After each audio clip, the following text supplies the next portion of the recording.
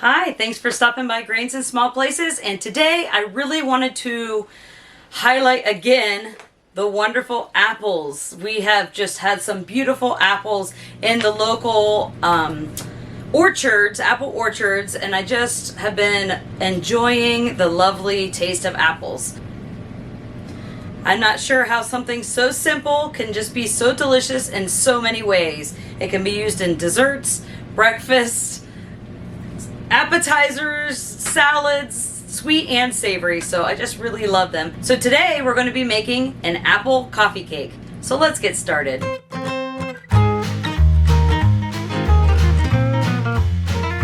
So last year I spent a lot of time highlighting pumpkins. I have like a sourdough pumpkin roll.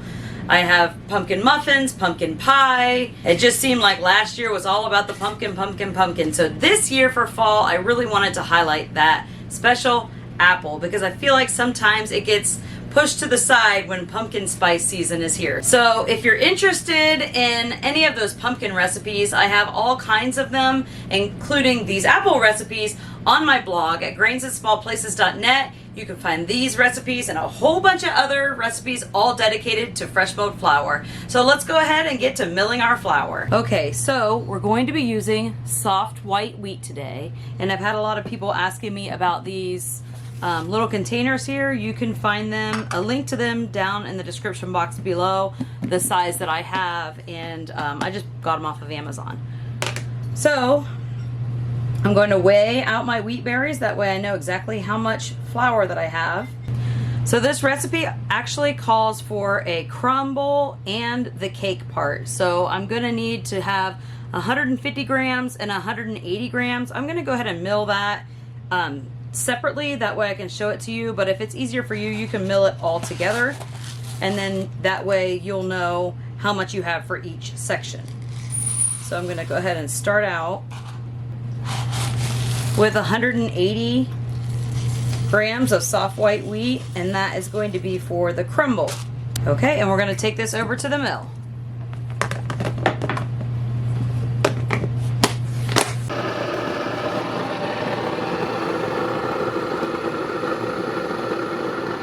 Okay, so we've got that. I'm going to go ahead and mix up the crumble in this bowl, but I'm also going to go ahead and measure out the wheat berries that I'm going to need for the cake portion. So I'm going to set this flour to the side and measure out 150 grams. Again, like I was saying earlier, you could just mill this all together and then scoop it out from there, which is perfectly fine.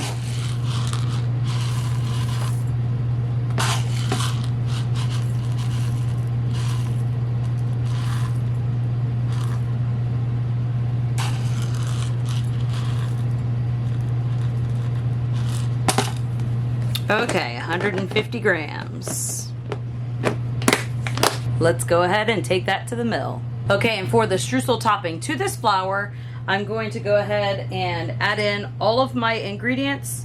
And I have a half a cup of butter, which is one stick. I just cut it in half, and I'm gonna melt this down, and then that's gonna pour over the top of the crumble. Okay, and while the butter is melting down, I'm gonna go ahead and put in a half a cup of brown sugar, a quarter cup of regular sugar. This is my 1/8 cup measuring cup.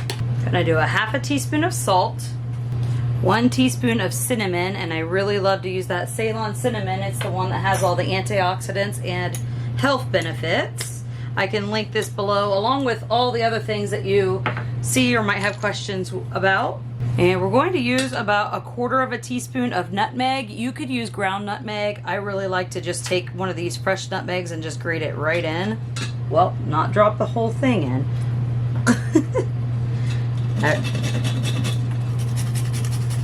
Just about a quarter teaspoon or so. We don't want too much. This can taste medicinal if you use too much of it. That whole thing really just wants to go in there. Okay, that looks good. Okay, and now we have our melted butter, but I'm actually going to mix that in together first. We also are going to need about a teaspoon or so of vanilla extract. I really like to use my homemade vanilla. As you can see, this batch is almost gone. Luckily, I have another batch going.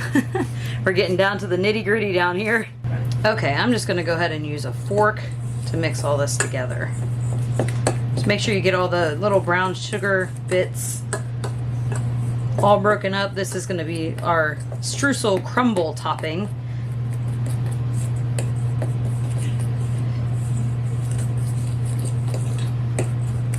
Where I put that vanilla in. I gotta make sure I do a good job breaking that apart. Oop, and there was a little patch of cinnamon not mixed in there. Okay, so what I'm gonna do now is take my melted butter and kind of just drizzle that into my crumble topping here.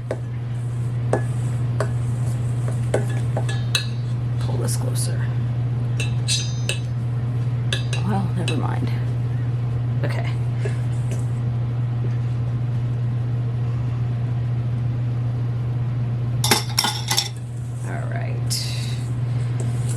Just want to mix that till it's combined. We're not trying to make a sticky dough or a batter or anything like that. We want it to be somewhat crumbly, but we also want to make sure that all the flour and all the goodies are all mixed together in here.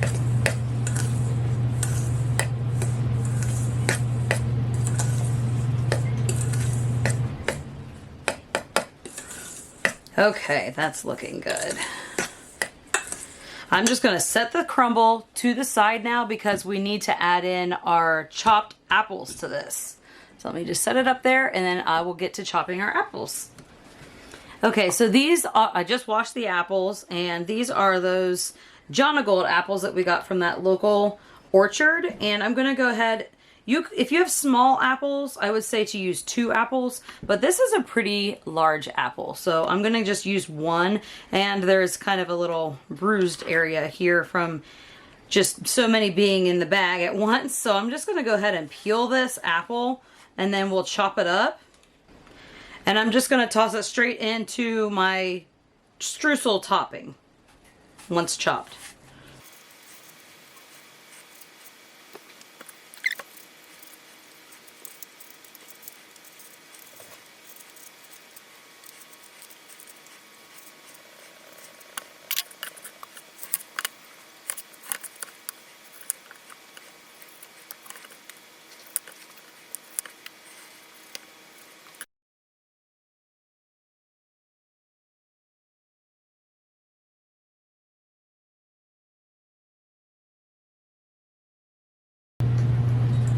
Okay, so I'm going to go ahead and just toss these apples right in here with the crumble. And what I love about this little coffee cake recipe is that this crumble doesn't, like the streusel top, doesn't just go on the top. We're going to actually put a layer of cake, layer of crumble, layer of cake, layer of streusel. Well, streusel or crumble, whatever you want to call it. Okay, so we're going to let this just sit to the side while we get started with the cake. And remember, I went ahead and measured out the wheat berries for that, and I went ahead and milled that as well. So let me grab that and then we'll get started on the cake. And you can preheat your oven to 350 degrees Fahrenheit. Okay, so I went ahead and milled the other portion of the flour that we need for the cake part, and we're going to add a half a teaspoon of salt, a half a teaspoon of baking soda, and a half a teaspoon of baking powder. Just going to add that right to the flour and then give that just a little stir. And then I'm going to go ahead and grab my mixer so that I can cream the butter and sugar. So I'm going to set that to the side. And we're going to use my new Akershire mixer, and I'm going to try out the plastic bowl, which I'm super excited about using. So let me see if I can figure out how this goes on here. Okay, so that goes in there, and then this is the little whisking attachment. This is the first time that I've used this little attachment here, so bear with me. Well, I'm calling it an attachment. I guess it's not an attachment, it's what comes with it. Let me see if I can pull this back a little so you can see better. Okay, so this is the plastic bowl that comes with this Akershire mixer. Let me just turn it on and make sure I've got it together right. So this is the slow, and then it can go a lot faster than that. But I'm gonna go ahead and use this to cream my butter and sugar. And I'm actually only using about a half a stick, so a 1/4 cup of butter. So it's a kind of a smaller batch. This is for an 8x8 baking pan. If you wanted to make this bigger or use a 9x13 pan, you could just double this recipe. But you do want to make sure that anytime you're creaming your butter and sugar, that your butter is always room temperature and very soft. You don't want it melted, but you want it to be very soft. To this, we're going to be adding a half a cup of sugar, and I'm going to turn it on and let it start doing its thing.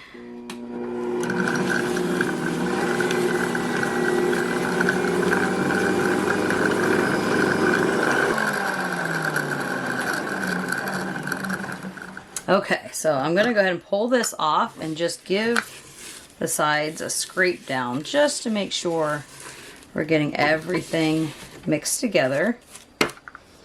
So I have been told that you can cream your butter and sugar in the metal bowl with the roller ball, and that may be what I end up doing in the future, but I really wanted to try this out, and I also wanted to show you this portion of the Ankersham mixer. I think this one is the one that not a lot of people show, so all right, on to continuing to cream the butter and sugar.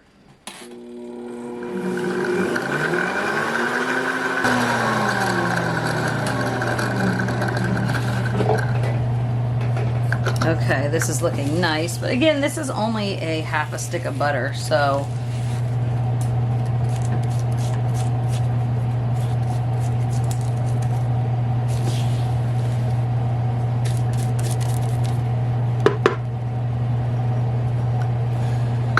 alrighty, let's take it for a spin one more time. Okay, I hope you can see that it is lighter in color now and on the fluffier side than what it was before. So I'm going to go ahead and put in the vanilla. And again, I'm just going to use that same homemade vanilla that we had from before and do about a teaspoon of that. I'm going to give that a mix in.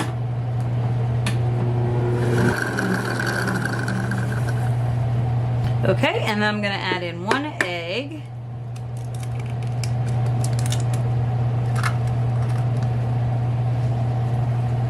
Wash my hands real quick. Alrighty, let's go ahead and take that egg in and beat that in.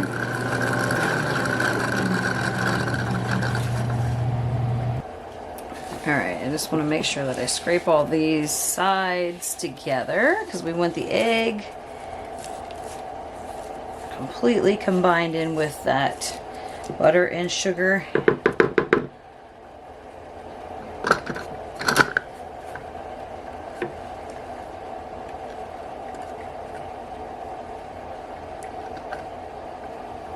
Alrighty.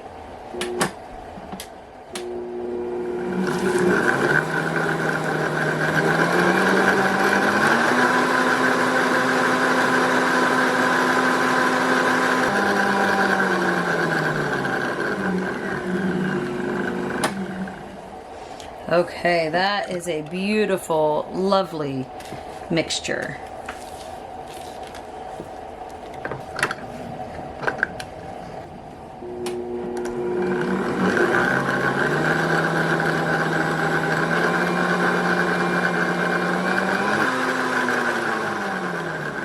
Just wanted to show you that texture.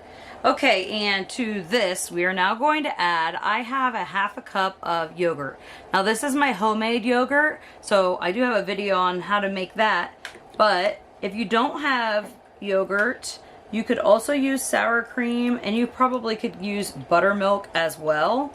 You just need something that has a little bit of acidity to it to help react with the baking soda so that we can get our rise in our cake portion. So this is just plain homemade yogurt. Honestly, vanilla yogurt would probably be fine as well, depending on the sugar content of it, if there is any. So I'm going to go ahead and mix that in.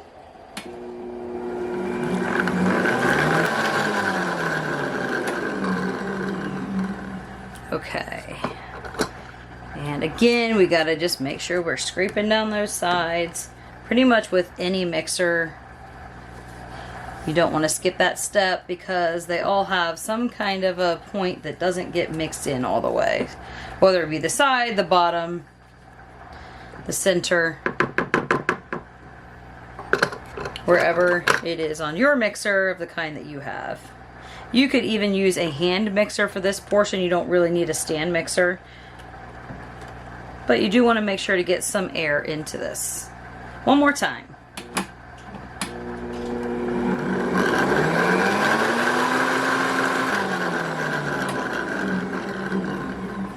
Okay, so I believe that is good. I like that. Okay, so I went ahead and took the beaters out and took this off of the mixer because I've got the texture and consistency that I want for the cake batter. And I don't want to overmix when I'm putting in the flour. So I'm going to go ahead and take that flour that we mixed up earlier and just dump that in. And I'm just going to mix this together by hand. I could have left it in the mixer, but I was afraid I would overmix it. I just want to make sure all the ingredients get mixed together. And this is a nice size plastic bowl, easy to handle. And I love that it has this little handle that is like designed to hold on to and dump at the same time. And then it has the little spout there to help me pour this into my pan. Okay, so I'm using an 8x8 glass pan. So your baking times may be on the lower end if you're using a metal pan. You probably could go ahead and use a round pan as well, but whatever pan you use, you want to make sure that you grease it really well. So I'm just going to spray this and make sure I get up the sides and in the corners really well. And of course on the bottom.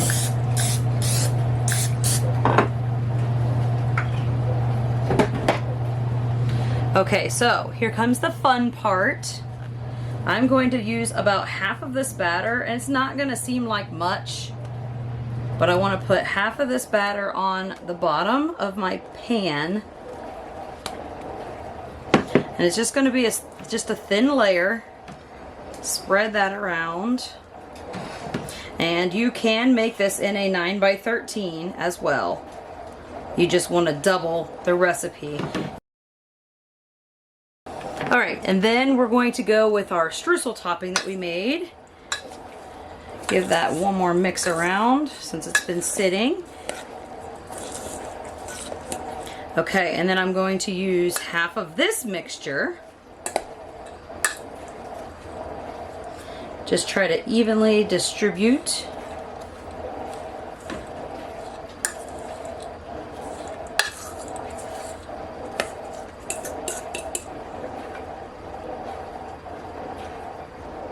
Make sure that that gets spread around. It kind of gets mashed down into the cake, and there's nothing wrong with that. Okay. And then we're going to take the second half of our cake portion. It may be a little harder to spread this one. Just going to try the best that I can. Alright, and then we're going to top it with the rest of our crumb mixture. This makes the perfect breakfast or snack or brunch.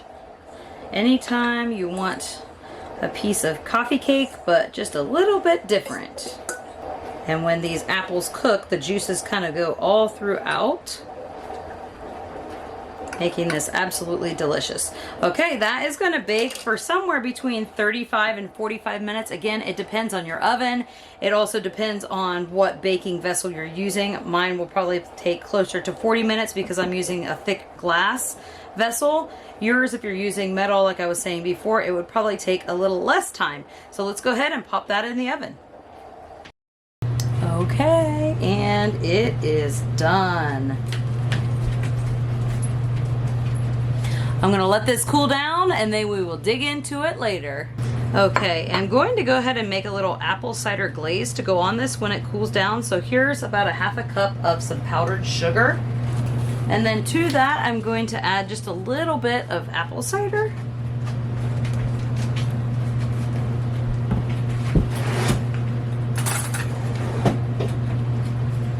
And give that a stir. I may need more, but I don't want to put very much in at a time because this is only a half a cup of powdered sugar, but it does look like I need just a smidge more.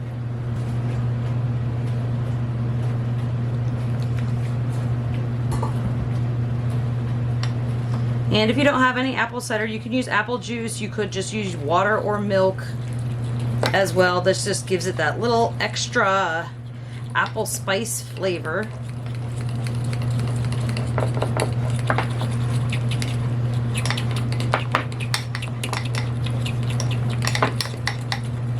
And if you would like more glaze, then you could double this. If you want no glaze at all, you don't have to use any glaze.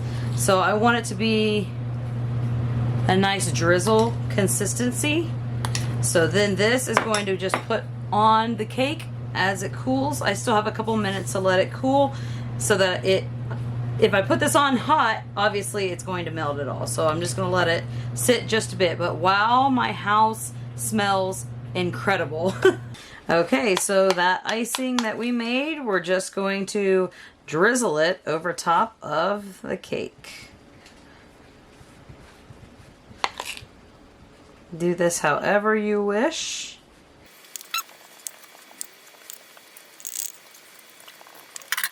Perfect. Let's slice into it. Thanks for hanging out with me today while we made our apple coffee cake with some fresh milled flour. Don't forget to give this video a like and subscribe. Also, hit that notification bell down at the bottom. That way you will get notified every time I put out a new video and you won't miss a thing. Don't forget to stop at my blog at grainsandsmallplaces.net where you can find this recipe and a whole bunch of other recipes all dedicated to fresh milled flour. So thank you for stopping by Grains and Small Places. Goodbye.